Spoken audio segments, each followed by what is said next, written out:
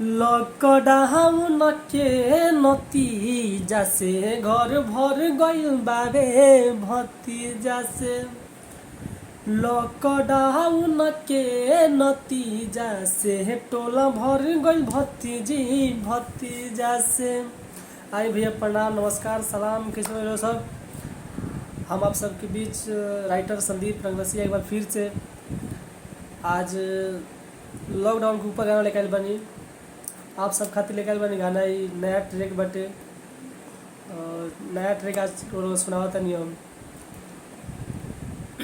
और वह केहू भी सिंगर बानी, बड़ छोट चाहे केहू भी सिंगर बानी, गावे चाहता नहीं गाना तो गा सकता नहीं, लेकिन वह गावे से पहले यहाँ से कांटेक्ट जरूर कर लेम।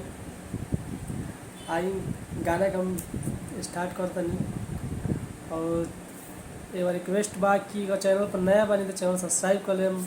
और गाना पसंद है तो लाइक, ना पसंद है तो डिसलाइक जरूर करके जाए, ऐसे मत जाए। और चलिए गाना शुरू कर दिया।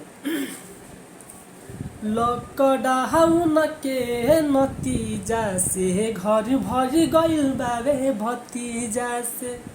लॉकडाउन के नतीजा से टोला भर गइल भतीजी भतीजा से। घर में खैले भैया घर में नहैले गइले नहीं बहरिया हो। आ दुनु जना बाड़े खूब मेहनत कइले, अब आवतावे नजरिया हो। घर में खैले भैया घर में नहैले गइले नहीं बहरिया हो।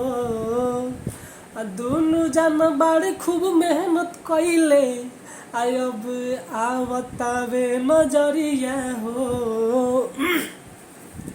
फंस गइले घर ही भैया बाहर जाना पहिले हिजा से।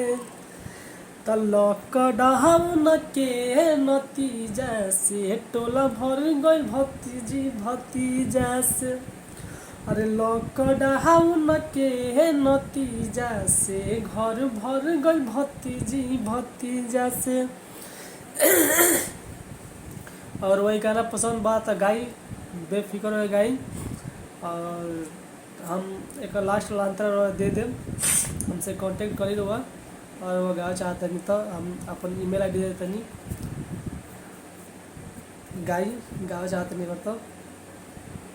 बस इतने। और बहुत बहुत धन्यवाद वीडियो देखनी। एक बार फिर से सबके सलाम प्रणाम, धन्यवाद।